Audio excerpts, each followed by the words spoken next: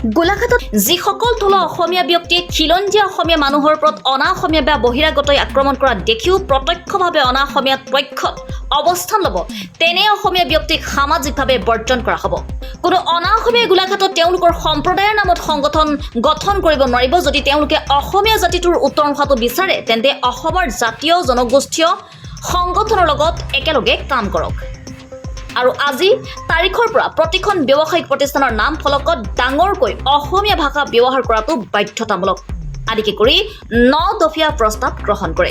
গোলাঘাটত অনাগত দিনত এনেকুৱা যিকোনো দুৰ্ঘটনা সংঘটিত নহয়, আৰু তাৰ বাবে আমি কেইটামান দাবী উত্থাপন কৰিছোঁ আজি যে গোলাঘাটত প্ৰথম কথা হ'ল আমাৰ গোলাঘাটখনত কিছুমান অনা অসমীয়া ব্যৱসায়ী হওক বা অন্যান্য শক্তিয়ে ইয়াত ব্যৱসায় কৰি আছে। গোলাঘাটৰ যিখিনি সংগঠন কৰি আছে আপোনাৰ বিভিন্ন বহিৰাগত বণিক গোষ্ঠীৰ যিবোৰ সংগঠন আছে, সেই সংগঠন আমি নিষিদ্ধ ঘোষণা কৰিছোঁ। আৰু গোলাঘাটত যিমানবোৰ ব্যৱসায় প্ৰতিষ্ঠান আছে, এই ব্যৱসায় প্ৰতিষ্ঠানবিলাকত 90% লোকক অসমীয়াৰ 90% লোকক মানে আমাৰ যিসমূহ খিলঞ্জীয়া ভূমিপুত্ৰ আছে সেই ভূমিপুত্ৰলৈ সংস্থাপন দিব লাগিব। গোলাঘাটত বিভিন্ন জাতি জনগোষ্ঠীৰ যৌথ মঞ্চ গঠন। অসমৰ সাম্প্ৰতিক পৰিস্থিতিৰ প্ৰতি লক্ষ্য ৰাখি গোলাঘাটত সদৌ টাই আহোম ছাত্ৰ সন্থা ওৰফে আটাছুৰ গোলাঘাট জিলাৰ মুখ্য কাৰ্যালয়ত গোলাঘাট জিলাৰ জাতীয় জনগোষ্ঠীয় সংগঠনৰ উমৈহতীয়া যৌথ মঞ্চ গঠনৰ সন্দৰ্ভত এখনি ৰাজহুৱা সভা অনুষ্ঠিত হয়। মানে অনা অসমীয়া জাতিয়ে সেই অনা অসমীয়া জাতিটোক আমি কেনেকৈ নাকি লগাব পাৰোঁ। আমাৰ অসমখনত আজি তাৰিখত অশোক সিংঘালৰ দৰে ব্যক্তি আহি মন্ত্ৰী হ'ব পাৰিছে, কিন্তু আজি আমাৰ অসমৰ কোনোবা এজন গগৈ নামধাৰী বা বৰা নামধাৰী, কছাৰী নামধাৰী, কোনোবা হোসেন নামধাৰী বা কোনোবা অসমীয়া মূলৰ আমাৰ কোনোবা এজন ব্যক্তিয়ে গৈ কিন্তু বিহাৰ হওক, আজি তাৰিখত ইউ পি হওক, আজি তাৰিখত ৰাজস্থানত কিন্তু মন্ত্ৰী বাদ দিয়ক, আজি তাৰিখত ৱাৰ্ড কমিশ্যনাৰ এটা হ'বগৈ পৰা নাই। এইসমূহ কি কাৰণে হ'বলৈ পাইছে? আমি থলুৱা একত্ৰিত হোৱা নাই। আমি নাই তৰিম, এইবাৰ নাই মৰিম, নাই তৰিম নাই মৰিম। আমি পুনৰবাৰ কৈছোঁ, অসমত থকা কোনো অনা অসমীয়াই যাতে অসমীয়া থলুৱা মানুহৰ ভূমি ক্ৰয় কৰিব নোৱাৰে, এই কথা নিশ্চিত কৰিব লাগিব আমাৰ মাননীয় মুখ্যমন্ত্ৰীয়ে। তাৰিখত আমি লোকসভা, ৰাজ্যসভা, বিধানসভাৰ কথা নকওঁৱেই, কিন্তু আজিৰ তাৰিখত আমি আমাৰ পৌৰসভাটো চাওঁ। গোলাঘাটৰ পৌৰসভাত আমাৰ কেইজন খিলঞ্জীয়া মানুহ আছে? আমি অনাগত সময়ত বাধা প্ৰদান কৰিম যদি আমাৰ খিলঞ্জীয়া মানুহৰ বাহিৰে যদি অন্য কোনো অনা অসমীয়া মানুহক যদি ৱাৰ্ড কমিশ্যনাৰ পাতে বা কিবাকিবি চেয়াৰমেন পাতে, তেতিয়া আমি প্ৰত্যক্ষভাৱে এই যৌথ মঞ্চখনে আমি আজি বাধা প্ৰদান কৰিম। আজিৰ তাৰিখত আমি ইমান আন্দোলন কৰিছোঁ ভাষাৰ বাবে, যিটো জাতিয়ে শ্বহীদ হ'বলগীয়া হৈছে, সেই জাতিটোৰ ওচৰত আজি তাৰিখত আজি অসমীয়া ভাষাটো অস্তিত্ব বিপন্ন এটা মুহূৰ্ত পাই উপনীত হৈছে। আমি আজিৰ তাৰিখত ইয়াৰ পৰাই সকিয়নি কৰি দিছোঁ, গোলাঘাটত যাতে কোনো এখন দোকানত অসমীয়া হৰ্ডিঙৰ বাহিৰে বেলেগ হৰ্ডিং যাতে ব্যৱহাৰ নকৰে, আমি 24 ঘণ্টা সময় বান্ধি দিছোঁ। এই যৌথ মঞ্চই নহ'লে কলা ৰং লৈ পেলাই আমি মোহাৰি পেলাবলৈ বাধ্য হ'ম। অসমীয়া মানুহৰ যিমান ব্যৱসায়িক প্ৰতিষ্ঠান আছে, সকলোতে থলুৱা মানুহৰ 90% থলুৱা মানুহৰ কাৰণে নিযুক্তি দিব লাগিব। আৰু নিযুক্তি দিলেই নহ'ব, ইয়াত শ্ৰম আয়োগৰ মতে যি ধৰণে তেওঁলোকে পাৰিশ্ৰমিক দিব লাগে তেনেধৰণে দিব লাগিব। গোলাম হৈ আমি কোনো কাৰণতে জীয়াই নাথাকোঁ, আৰু গোলাম হৈ জীয়াই থাকিবলগীয়া যিদিনাখনিয়ে তোমালোকে বাধ্য কৰিবা, সেইদিনাখনিয়ে কিন্তু আমি যিকোনো ৰূপ ল'বলৈ আমি প্ৰস্তুত থাকিম আৰু যিকোনো কাম কৰিবলৈ বাধ্য হ'ম। গোলাঘাটৰ বিশিষ্ট সমাজকৰ্মী পূৰ্ণ ৰাজখোৱাৰ সভাপতিত্বত অনুষ্ঠিত হোৱা সভাত সদৌ অসম জাতীয়তাবাদী যুৱ ছাত্ৰ পৰিষদ, সদৌ টাই আহোম ছাত্ৰ সন্থা, সদৌ অসম চুতীয়া ছাত্ৰ সন্থা, কৃষক মুক্তি সংগ্ৰাম সমিতি, টাই আহোম যুৱ পৰিষদ অসম, জাতীয় সংগ্ৰামী সেনা, ছাত্ৰ মুক্তি সংগ্ৰাম সমিতি, অসম চাহ জনজাতি ছাত্ৰ সন্থা, দুৰ্নীতি বিৰোধী যুৱ শক্তি, সংগ্ৰামী যুৱ ছাত্ৰ পৰিষদ, নিখিল বড়ো ছাত্ৰ সন্থা, ঠেঙাল কছাৰী ছাত্ৰ সন্থা, আমচু খিলঞ্জীয়া সোণোৱাল কছাৰী ছাত্ৰ সন্থা, অসম জাতীয়তাবাদী যুৱ পৰিষদ, বীৰ লাচিত সেনা আদি বহুতো দল সংগঠনৰ প্ৰতিনিধি উপস্থিত থাকে।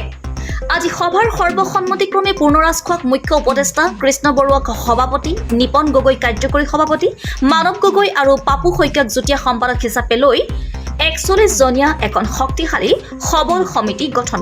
প্ৰথম দাবী আছে আমাৰ যিসকল থলুৱা অসমীয়া ব্যক্তিয়ে খিলঞ্জীয়া অসমীয়া মানুহৰ ওপৰত অনা অসমীয়া বা বহিৰাগত আক্ৰমণ কৰা দেখিও প্ৰত্যক্ষ বা পৰোক্ষভাৱে অনা অসমীয়া পক্ষত অৱস্থান ল'ব, তেনে অসমীয়া ব্যক্তিক আমি সামাজিকভাৱে বৰ্জন কৰা হ'ব।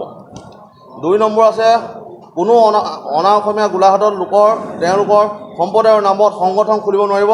যিহেতু আপোনালোকে গম পায়, ইয়াত মাৰোৱাৰী সংগঠন আছে, ভোজপুৰী সংগঠন আছে, বেংগলী ফেডাৰেশ্যন আছে, কিন্তু আজিৰ পৰা গোলাঘাটত ইয়াত নিষিদ্ধ কৰা হ'ব। এইবিলাকৰ সংগঠনৰ তলত আমি কেতিয়াও খিলঞ্জীয়া জাতি আমি সংগঠন কেতিয়াও আমি তেখেতসকলে আমি খুলিবলৈ দিয়া নহ'ব। 3 নম্বৰ আছে আজিৰ তাৰিখৰ পৰা প্ৰতিখন ব্যৱসায়িক প্ৰতিষ্ঠানৰ নাম ফলকত ডাঙৰকৈ অসমীয়া ভাষা ব্যৱহাৰ কৰিব লাগিব। আমি দেখা পাইছোঁ যে গোলাঘাটৰ বিভিন্ন দোকান প্ৰতিষ্ঠানত সৰু সৰুকৈ কিন্তু অসমীয়া আখৰটো লিখা থাকে, কিন্তু ইংলিছত বা হিন্দীত বহুত ডাঙৰ ডাঙৰকৈ লিখা থাকে। আমি এটা ইয়াৰ পৰা কৈছোঁ যে ডাঙৰ ডাঙৰকৈ অসমীয়া আখৰ তাত ফলকবিলাকত লিখিব লাগিব, তাৰ লগে লগে ওপৰত জয় অসম এই শব্দটো তাত কিন্তু তাত লিখিব লাগিব। জয় অসমৰ আমাৰ অন্তৰ পৰা আমি যিহেতু আমি জয় অসম বুলি কওঁ, প্ৰতিখন ফলকত জয় অসম আৰু অসমীয়া আখৰত কিন্তু তেখেতসকলে লিখিব লাগিব। 4 নম্বৰ আছে প্ৰতিখন ব্যৱসায়িক প্ৰতিষ্ঠানত 90% থলুৱা অসমীয়া যুৱক যুৱতীক সংস্থাপন দিব লাগিব।